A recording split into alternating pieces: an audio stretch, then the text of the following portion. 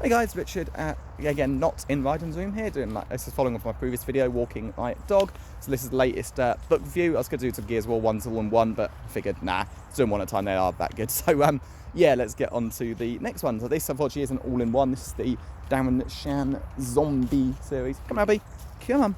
Dog's just a bit resistant to his walk. We're keeping him in the same area, not going anywhere new. Ugh, what's that? Good, weird white powder on the floor. Okay, so yes, Zom-B book series. So read these a few years ago. In fact, of Darren Shan's children's books, these were, hey, get out there. These were actually the last ones he wrote after the Demon Arthur at Darren Shan series, the vampire ones, etc. This is basically about zombies, but it feels a little bit more adult, still aimed at teens.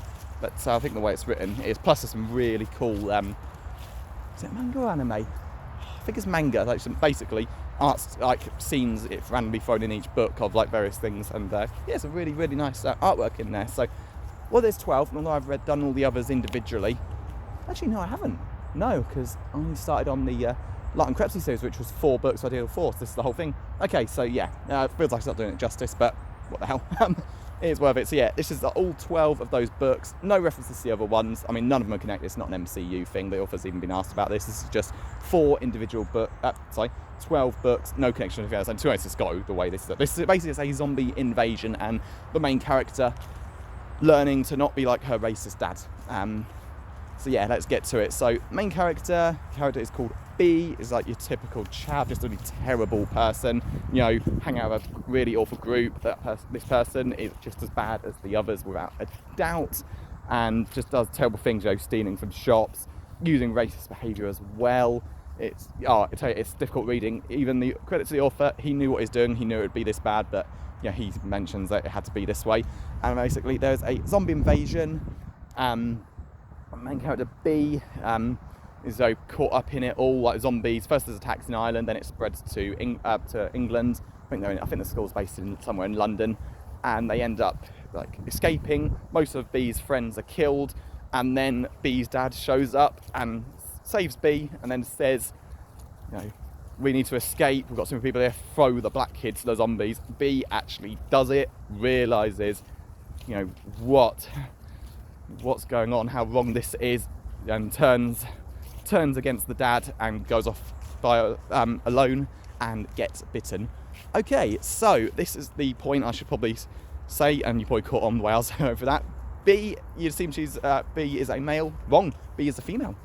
It was a huge surprise. But yeah, the way it's written as a first-person book, they can actually do this, and it just works so well. You'd never see it coming. But I mean, they got drawings of B. B has got short hair, very thin build. As part of a group of pretty unpleasant guys and girls, and mentions about how B's been beaten by her dad repeatedly.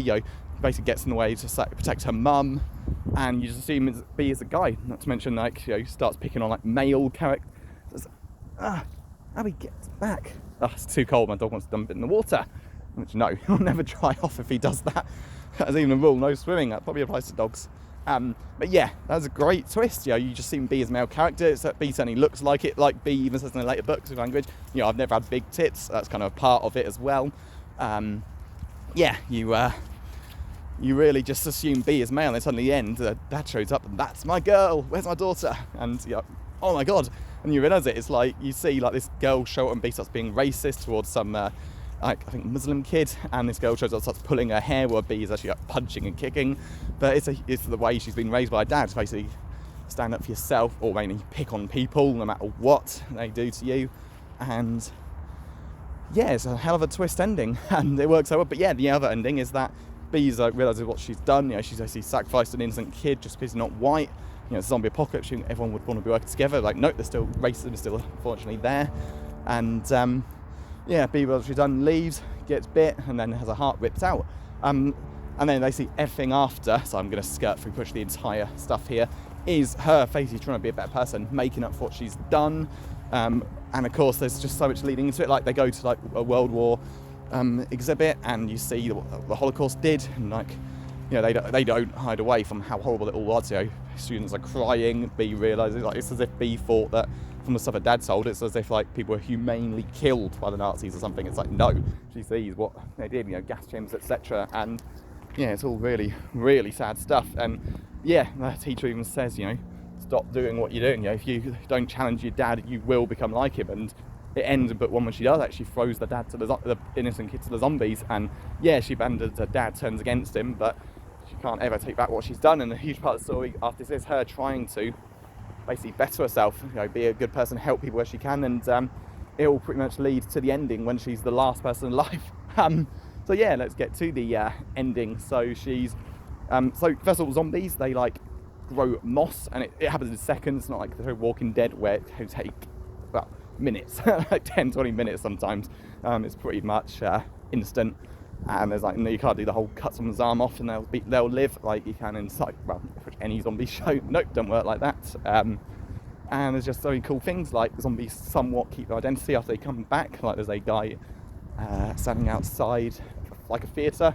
He's like the ticket keeper, and he's still kind of just stopping people walking in. He's like trying to obviously not stop zombies walking in. He's trying to like make people pay for tickets still, which is quite a nice touch. That's kind of a thing with zombie things. Do people keep their like, hang on dog, get up here. Let's jump in the mud now. Hell no. Yeah, that's it. And then the other thing is when zombies, because it's not the end for B, like zombies, some of them are able to come back. Basically zombies are called revived, and zombies that keep their personalities but actual somewhat alive are revitalised. So like I said, some zombies do things like try and make you pay for your ticket at the theatre, but these ones that B becomes, kids that have been vaccinated secretly or younger, are able, they still have to eat brains, they'll still decay, but they can effectively come back and live for thousands of years. And it's a really cool idea, because that's what B is. She becomes part of a group which are doing stuff like that. They're basically trained to be fighters, to stop like, basically you can't, there's no coming back from a zombie being bitten by or scratched by a zombie, but you can sort of be ready for the war that's coming. And of course there's still the bad people out there, like B's dad is basically part of a group of racists, the extremely rich and previously important people like politicians, kings of countries, etc. They, how do we get back up here? They all are convinced that once the world returns to normal, people will still need them, and like they're just so deluded, think money matters. Like maybe it doesn't now, but it will eventually. And then you got one of the worst people ever. Let's go to the main villain of the piece, a character called Dan.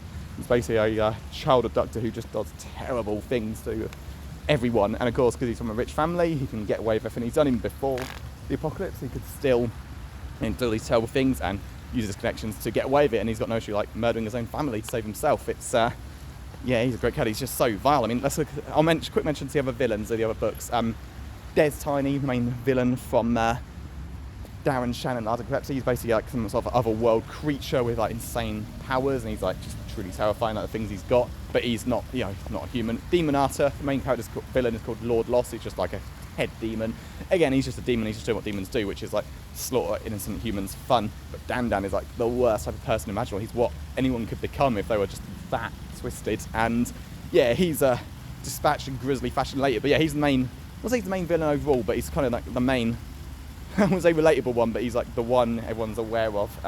One with all the power, and he just tortures Becky to a horrible state. They force her him and his friends, and they force her to fight in like a gladiator like ring. Yeah, he's a really awful person. But of course, the main story is there's two doctors. One has got a zombie virus that can wipe out every zombie and like revive, revitalize included, and one has got one which will wipe out every living human. And the ending is basically B is like trying to get the one that will wipe out every like zombie, revitalize, etc., including herself. She manages it, and it turns out it's all a big trick. The person she was originally fighting for, who turns out to be the bad guy. He actually has the one which will kill every human. She basically destroys the one, thinking it will kill every zombie, including herself. But no, it's every human that dies. Quickly thinking, she then destroys the other one so that everyone dies. And they see all the remaining revitalised just go into these groove tubes, which are basically these giant like machines filled with this like green goo, which can like kind of heal you and keep you like alive. But then they all power down, with the exception of bees, because the last part is the people, Mr. Dowling and Mr. Ornstein, have created a new race to basically take over from humans. These like sexless babies, which all were drawn to Bee, see her as their mummy because there's like a connection. She keeps seeing these in her dreams, and yeah, they basically keep her alive. They keep her groove tube going while she basically plans to die inside it. And thousands of years later, they wake her up, and all these children have grown to adulthood. They could be cloned, so they'll never die out. And she's the last living person. And yeah, she's like, the last book's called Goddess, and that's basically what she is, the last living person, and basically the goddess of all these babies. And she does a great job redeeming herself. She knows about the whole thing. She can never truly make up what she's done, but she can try and be better. And yeah, it's amazing watching her do that. And it's an absolutely incredible book. I know I've spoiled pretty much the whole thing. There's for another spoiler, really cool character called Rage, is your typical like tough guy. You know, he's like, also when the Revitalized come back, they can't look any different. So B can't grow her hair. Anyone, like one of them is a cancer patient who can never like truly recover. And there's just all these good characters, and you see Rage switch sides. Like you think, God, a traitor, why is he turned on the good guy? And the good guy's a bad guy, he found out. And there's just so many cool things. And yeah, it's definitely, I mean, all books are bloodbaths. They are really, really gruesome. But yeah, if the, I mean, I started reading Saga Down Shan. Blimey, I think I was in about 13, 14 at the time. I mean, if the Saga Down Shan are basically 12 A's, I don't know, age 10 plus, let's go with that. Demonata probably a little bit older, not a huge amount, maybe let's say 12 plus. I'd probably put the zombie books as 15s. I mean, you get the whole, you know, racism, you get the end of the world, you got all people being butchered as they're like slaughtered by zombies, but then you've got much more stuff like, well, so B is about 16. You've got the stuff that, say, 16-year-olds talk about. So, come on, Abby, this way. And yeah, I'd say it's certainly not for like 10, 11, 12-year-olds, but age 15, 16, depending on your age, you know, what you're into, your maturity level, what they call it. It could be younger, but yeah, to me, I'd probably stick a 15 rating on, or 16 rating on zombie books. And then Darren has these adult ones called The City, which I'm going to reread next year when I'm through my current list. I think those are definitely 18, so any kids, avoid those no matter what. Okay, you can read it when you're 17, but they're meant to be adult books, so yeah, so that's it then. So really recommend the zombie books. This is basically a reread. I've been rereading all of his over the last couple of years, and this was just the latest one. I basically read 2 at a time. I'd read like a Star Wars book, something else, e.g., well, it's not a good one, but The Hobbit. Well, no, that's with the Demonata books last year, but Abby, come on, we got to go home. You can't just stand there. The poor dog, he's like so confused. Abby, look at the camera. Look at the camera for your phone. Hey, stop running into the road.